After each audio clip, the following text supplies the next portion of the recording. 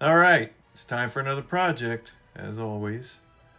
I back into some plastic figures, World War One. I've done so much World War Two in my life that this World War One stuff is kind of pretty interesting to me now, and it gives me some incentive to work. So my German World War One trench diorama video with the dudes in the gas mask came out pretty well. So let's do the French now with their crude type of gas mask, which really kind of look cool. So I'm using the ICM figures. This is another pretty nice kit, but they're plastic. And plastic, the detail is good to poor. And when I say poor, usually a lot of the straps and the smaller details are harder to paint compared to resin because those details stand out a lot better. So as far as that goes, it's a lot more difficult, but you can do more conversion work. They're cheaper. You get more figures. So I want to do conversions now. I gotta step up my game. So I'm cleaning up the figures as usual. You've got to scrape the seam lines off. That's one of the biggest parts that is just disheartening for newer figure builders, modelers. But you're going to get the seams on these as compared to the resin, and you want to be able to sand things smooth and get things looking really sharp because you're going to see them in your photographs. Your photographs is your most important thing of your model. Besides looking at it in person, you're probably going to have more photographs looked at. So I wanted to convert these guys, and I want to do something different as usual. I want to really change up at least two of the figures. So I had some ideas. Of course, I had to start off with some heads from Hornet to get a little bit of action and life into the figure I was working on. And as it was going to turn out, I was going to do two of them that was going to change a little bit. The kit comes with helmets, so that was cool. They go together really nice, and you get all the pieces for the coats like this that fit in like a puzzle. It's really nice, and I know Tamiya's kind of doing that now. I don't know if ICM started it first, but anyhow, back to this. A lot of times to get the equipment to fit on way better and look more convincing, I carve off wherever it's going to go so the shape of it is not going to interfere. And here's this first figure that I had started on, but he's going to change a little bit later on. The second figure I was going to convert, I wanted to turn the head.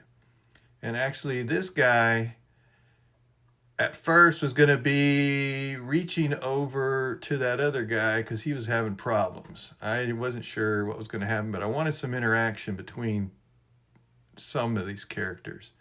And that ended up changing a little later too. So see, here's how I first did it. He was either going to be holding a mask, giving him a mask, or consoling or something. So I got the mask. They come in two pieces, the mask and the back of the head. I just sanded it and shaped it so it was a lot thinner. And then I was like, oh, I got to change his arm. So I was going to rework his arm and put a wire in there so I could rework it. And this guy, I found an arm out like that in the set, which I originally was going to use, but then I wanted his hand different, like he got shot. And his head was going to turn. So back to this guy. And I started putting Magic Sculpt on him, and I've got Magic Sculpt on this guy to finish up his neck. And I think it's just like a scarf around him. And then the old Shepherd Payne diorama books and converting figures, he used to use a razor saw, cut behind the leg, and then bend it back. Well, I started to do this too because I really wanted this guy animated like he was just collapsing. So I bent it back and it broke, which that's fine because I really wanted it extended. So I put wires in it, his leg, and then I hooked him back up with some little Frankenstein project here. And then, as you can see, he's really animated now. He's got problems around his face. He's buckled down, and he's got the other sleeve now sculpted on. What I did before is just build up a little putty around the wire and stiffened it up, and then I just put some around it to finish up the sleeve. I've got a silicone tipped tool here just to do some folds, etc. The knees are filled in. So this guy's getting pretty much done.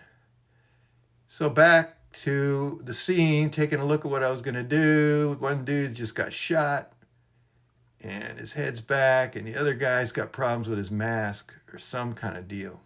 Let's go to the groundwork and the base. The base I already had built up from a plastic cube on a wooden block that I made. Just sprayed it white, have it ready for the scene one day, because I had planned this months and months and months ago. Magic sculpt, a little fine sand, some gravel that I crushed up, put everything together, and here it is. Got some equipment, helmet stuck in the dirt, and now the scene's starting to come together. Got some crater bomb, little holes there, and now we've got some animated figures and a scene that's starting to come together. I'm getting excited now to paint these guys.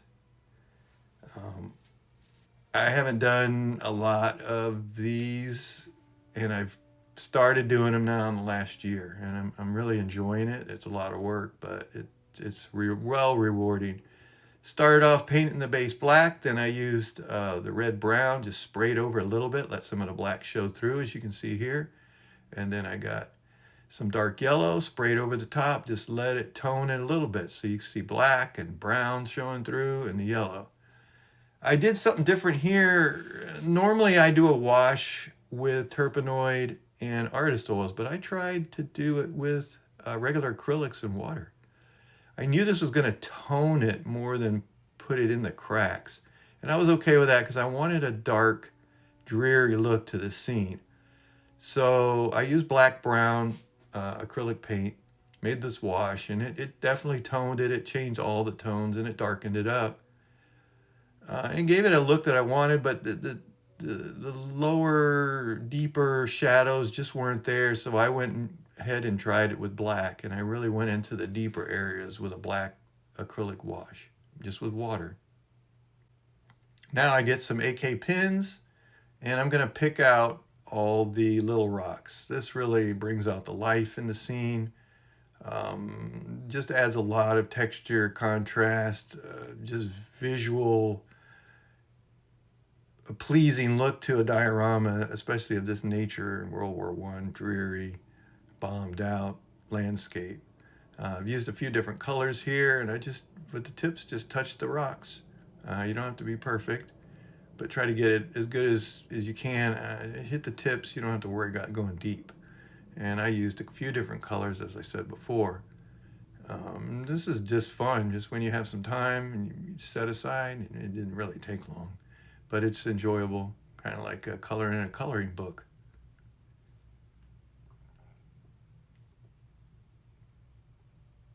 All right, now we've got the scene coming together here. The base is coming together, the groundwork.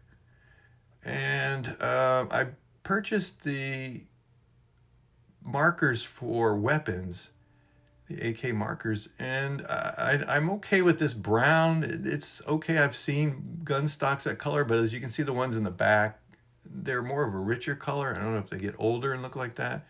And I used the gunmetal in the set too, and I wasn't really happy. It was pretty shiny, but we'll deal with that later. The figures are sprayed with Mr. Surfacer 1000, and the references are coming out now. It's time to paint. If you've watched any of my other videos, I'm all over the place painting figures. I'm painting acrylics sometimes. Sometimes I'm painting in oil. Sometimes I'm doing washes. Sometimes I'm doing glazing. Sometimes I'm blending oils. It just depends. What I wanted to try here was start with black and Luftwaffe blue uniform, which is basically the same as the French blue.